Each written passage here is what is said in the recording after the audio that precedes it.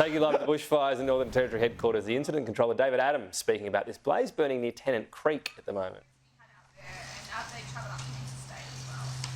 We've put a request in for crews from interstate using the NAF's resource sharing centre that's managed through AFAC.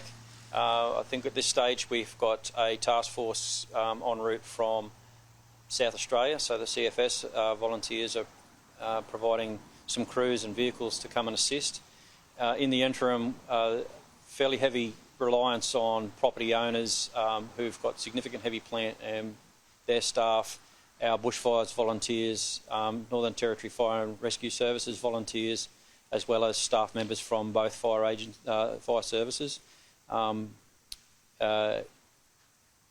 some aviation assets. So there's 3 water bombers, fixed-wing water bombers, stationed at Tennant Creek Airport. We've also got 2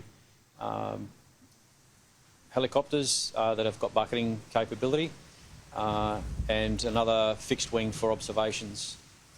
Because of the distances that the aircraft need to travel, something with a bit more endurance to stay in the air to give us a bit more situational awareness is required. Dave, what's the sort of current sort of square kilometre of coverage of this fire, and sort of how has that sort of grown or changed in the last sort of 12 hours or so? Without having the latest figures as to what's actually being impacted at the moment, yesterday afternoon it was around about 1,000 square kilometres, which in hectare terms is roughly 1 million hectares. So it's a very large number. At this stage, I'm unaware of any stock losses. I know that there's pasture being burnt.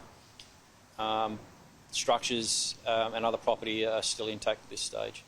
What about the wind conditions in the area this morning? How have they sort of changed over the last sort of... So the fireground saw some more southerly focused winds, so winds coming from the south, which helped push that little finger that I said escaped yesterday and aimed it back towards the containment line.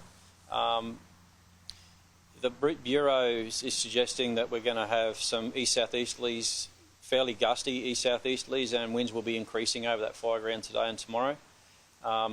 The wind direction will change to a more easterly direction from Wednesday with those significant gusts, and that's where the risk will come from. So if containment's not achieved by Wednesday, there's a potential then for some significant impact on the Stewart Highway and Tennant Creek. That's the focus. All right, so there's the update on the situation facing Tennant Creek.